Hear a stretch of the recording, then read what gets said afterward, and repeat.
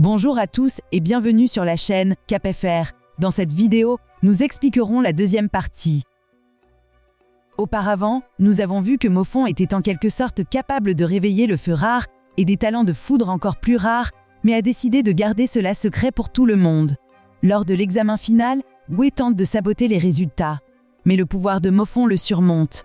L'histoire continue alors que nous voyons que Mofon reçoit la note la plus élevée de A pour sa sortie magique.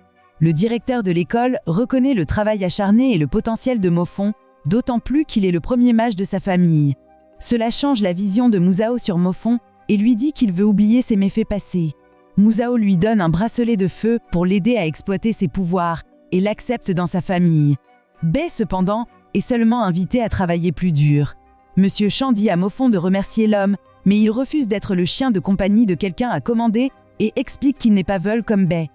Il faut dire à Musao de se calmer quand Mofon dit qu'il n'oubliera jamais comment Musao l'a traité lui et son père, révélant que Qin a toujours mal au dos depuis ce jour il y a 3 ans. Wei veut qu'il soit expulsé, mais le directeur n'est pas disposé à aller aussi loin. Alors Bei dit qu'il devrait le laisser lui faire respecter. Musao aimerait que son fils adoptif Yuag se batte à la place. Et le directeur donne à Mofon une autre chance de s'excuser. Mais il dit qu'un duel est en fait ce qu'il veut. S'il perd, il s'excusera, mais s'il gagne, alors Musao devra s'excuser pour ce qu'il a fait à son père. L'association des mages, cependant, interdit les combats de mineurs. Ils doivent donc attendre 2 ans avant de pouvoir avoir leur combat. Mofon est informé que Yuag est beaucoup plus fort que Bei et se rend compte qu'il doit s'entraîner dur pour se préparer. Le semestre suivant, nous voyons que Mofon est dans la classe d'élite avec d'autres qui ont réussi à avoir leur libération magique. Il est expliqué qu'on leur attribue des numéros en fonction de leur pouvoir, et Mofon est le meilleur avec le numéro 1. Il est ensuite expliqué que la classe dispose de 3 bracelets qu'ils utiliseront à tour de rôle. Les 3 meilleurs étudiants reçoivent 1 mois chacun, mais Mofon n'en utilisera qu'un pendant 10 jours, en guise de punition pour son comportement grossier envers Musao. De plus, les bracelets sont très précieux, et si quelqu'un devait les perdre ou les endommager, non seulement il serait expulsé, mais il serait interdit d'être mage. Tout en pratiquant, Bei explique qu'il existe différents niveaux de bracelets. Celui donné aux étudiants est capable d'accélérer la progression de 20%, mais l'un des bracelets spirituels que possède la famille Mu est capable d'accélérer de 40%. Il est révélé que Musao a permis à Yuag d'utiliser le bracelet pendant 6 mois en préparation de son combat contre Mofon. Plus tard, Mofon explique que son pendentif continue de réagir chaque fois qu'il s'entraîne, mais cette fois, il avale le bracelet. Il le supplie de recracher le bracelet juste au moment où Mistan arrive. Elle suppose de son comportement qu'il a perdu le bracelet et il lui raconte ce qui s'est passé. Il explique que le pendentif est un héritage familial et elle révèle que c'est aussi un équipement magique qui accélère les progrès, mais il doit être nourri. Non seulement il améliore les statistiques, mais il peut aussi absorber de l'énergie et s'améliorer. Il réfléchit à la façon dont la chose doit être responsable de lui permettre de libérer 2 talents alors que d'autres ne pouvaient même pas en faire un et se demande s'il sera réprimandé pour l'avoir. Il dit à Mistan qu'il ne peut pas le contrôler et qu'elle devrait le garder. Cependant, elle explique que c'est unique en son genre et sent qu'il a un lien spirituel avec Mofon. Elle lui demande de le garder caché et explique qu'il ne continuera à grandir que s'il se nourrit d'esprit et d'autres engrenages magiques. Elle promet de régler l'affaire du bracelet manquant, mais il lui devra. Son aide fait que Mofon se demande si elle est réellement attirée par son incroyable charisme. Plus tard, les étudiants sont emmenés en excursion au bord de la zone de sécurité où les monstres sont empêchés d'entrer. Mofon révèle que sa poussière d'étoiles de feu a été agitée et se demande si elle passe au niveau 2. À leur arrivée, le chef instructeur leur explique qu'ils participeront à une chasse aux primes. Tant qu'un étudiant sur 100 parvient à terminer la chasse, ils recevront tout des A. Les étudiants sont inquiets car seuls les mages ayant plusieurs années d'expérience peuvent faire des chasses aux primes parmi les monstres. Et Monsieur Chan est d'accord.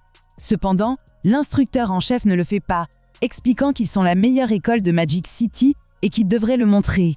Mofon ne se soucie vraiment que du prix pour avoir terminé la chasse aux primes, et il est révélé qu'ils recevront une armure magique. Mofon sait que Yuan fait partie de la riche famille Mu et qu'il aura certainement la meilleure armure. Il ne peut donc pas se permettre de perdre. Les étudiants traversent assez facilement certains obstacles une fois la chasse aux primes commencée, ce qui leur permet de démontrer leur contrôle sur leurs capacités.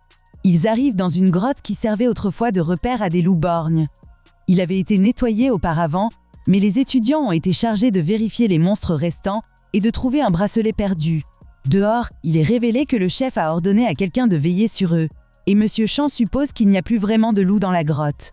Le chef dit qu'il y a quelque chose là-dedans et que les étudiants ont besoin d'expérience.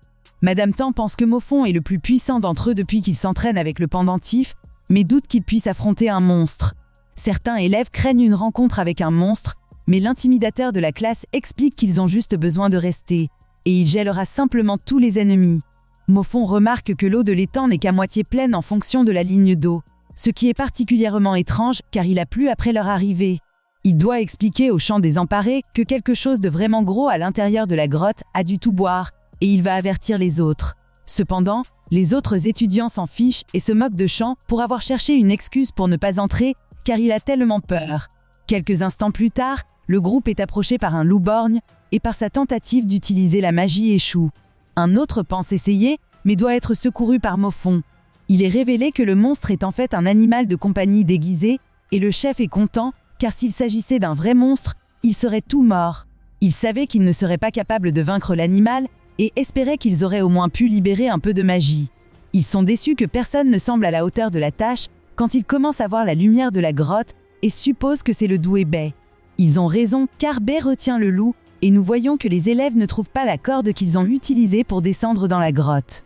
La fille sauvée par Mofon nommée Minzo retourne avec confiance dans la grotte et libère une puissante attaque de feu qui ne fait qu'exaspérer le loup. L'autre utilisateur de foudre de la classe parvient à le paralyser un instant. Mais cela ne dure pas très longtemps. Bai est inutile contre lui, et la deuxième tentative de Minzo échoue également. Juste à ce moment, Mofon arrive, réalisant que les attaques de niveau 1 de ses camarades de classe sont inefficaces, et il déclenche son attaque de feu de niveau 2 la plus puissante. Le loup est englouti par les flammes et doit fuir vers l'étang. Les instructeurs sont impressionnés et soulagés de voir que quelqu'un a maîtrisé une attaque de niveau 2. Cependant, il est révélé que le loup ne répond plus à leurs ordres. Il avait été initialement demandé de ne pas blesser les étudiants, mais semble maintenant être hors de contrôle. Les étudiants font de leur mieux pour éviter les bêtes incontrôlables, et Mofon se rend compte qu'il est le dernier des meilleurs étudiants à être encore capable de se battre. Zhang vient les aider, mais les deux doivent se retirer plus loin dans la grotte. Minzo explique qu'ils sont très désavantagés à mesure qu'ils avancent dans la grotte. Certains étudiants sont reconnaissants pour leur bravoure, tandis que d'autres disent que leur mort ne devrait pas être vaine, alors ils devraient partir. Minzo veut entrer après eux, juste au moment où le chef arrive, et est mis au courant de la situation. À l'intérieur, Zhang sauve courageusement Mofon d'une attaque, mais est gravement blessé. Cela envoie Mofon au bord du gouffre, et il décide finalement de libérer sa magie éclair. Sa première attaque n'est guère efficace, mais parvient à l'étourdir un peu, et Mofon propose un plan. Cela fonctionne comme prévu, et le monstre est finalement vaincu. Une lumière émerge de son corps et entre dans le pendentif de Mofon. Le chef arrive et est étonné que Mofon ait réussi à vaincre le loup. Il sait que sa magie du feu ne l'aurait pas tué, et Mofon explique comment il avait utilisé un rocher pour le percer.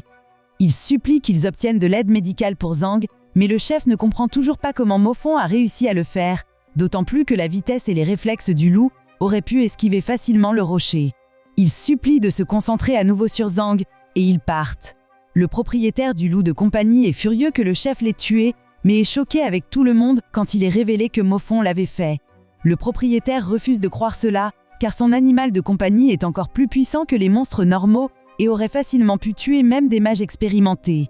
Il pense toujours que cela devait être le chef, et lorsqu'on lui a demandé, Mofon explique comment il l'a fait, sans révéler son utilisation de la magie de la foudre. Alors que l'instructeur pleure sur son animal de compagnie, les étudiants voisins commencent enfin à donner du crédit à Mofon pour sa bravoure, et comprennent maintenant pourquoi il est le numéro 1 de la classe. Mademoiselle Tan leur explique que si l'animal était un vrai monstre, ils auraient tous été tués lorsqu'ils l'ont rencontré pour la première fois, car ils n'ont utilisé aucune magie, et que les monstres qu'ils rencontreront à l'avenir seront des tueurs sanguinaires qui ne montreront aucune pitié. La chasse aux primes ne s'est pas déroulée comme prévu, mais tous les étudiants recevront toujours un A, et Mofon recevra un S. Cependant, un autre instructeur mentionne que Mofon a non seulement utilisé la magie de niveau 2, mais a également vaincu le loup, qui mérite l'armure, et tout le monde est d'accord. Par la suite, Mofon reçoit une médaille et se voit offrir un poste de chef après avoir obtenu son diplôme, mais il veut seulement savoir où se trouve son armure. D'autres étudiants reçoivent ensuite leur prix, mais le chef n'arrive pas à comprendre comment Mofon a réussi à gagner le combat et commence à se demander s'il n'avait pas dit toute la vérité. Merci d'avoir regardé la partie 2. Si cette vidéo obtient 200 likes, je saurai que vous voulez continuer la série et nous ferons la partie 3.